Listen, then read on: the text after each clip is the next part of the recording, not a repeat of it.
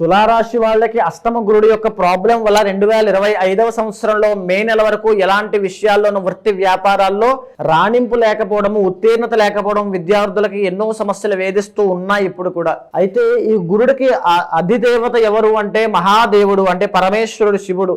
ఎప్పుడైతే శివ ఆరాధన అనేటువంటిది మీరు తారాస్థాయికి భక్తిలో వెళ్తుందో అప్పుడు గురుబలం అనేటువంటిది అమాంతంగా పెరుగుతుంది. దానివల్ల ధన వృద్ధి కలుగుతుంది, గౌరవ మర్యాదలు పెరుగుతాయి, పాపులారిటీ పెరుగుతుంది, ఫేమ్ అనేటువంటిది వస్తుంది. ఈ శివ ఆరాధనకి అత్యున్నతమైనటువంటి సమయమే మహాశివరాత్రి. మాఘ బహుళ చతుర్దశి ఫిబ్రవరి 26వ తారీఖున నేను చేసేటువంటి కర్మ ప్రాయశ్చిత రుద్ర తంత్రంలో పాల్గొనండి. మనం పడేటువంటి ప్రతి కష్టానికి కర్మనే కారణము. అలాంటి కర్మ నివారణ చేసుకోవాలంటే కొన్ని ప్రత్యేకమైన తిథుల్లో కొన్ని ప్రత్యేకమైన పూజలు ఆచరించడం వల్ల మన భక్తి మూలాన మార్కండేయుడు వలె మన కర్మని మనం నివారణ చేసుకోవచ్చు. అలాంటి ఈ యొక్క కర్మ ప్రాయశ్చిత రుద్ర తంత్రంలో పాల్గొనండి. ఎస్పెషల్లీ తులారాశి వాళ్ళు పాల్గొనడం వల్ల గురుబలం పెరుగుతుంది. మీరే కాదు, మీ యొక్క కుటుంబ సభ్యులకు కూడా తెలియజేయండి.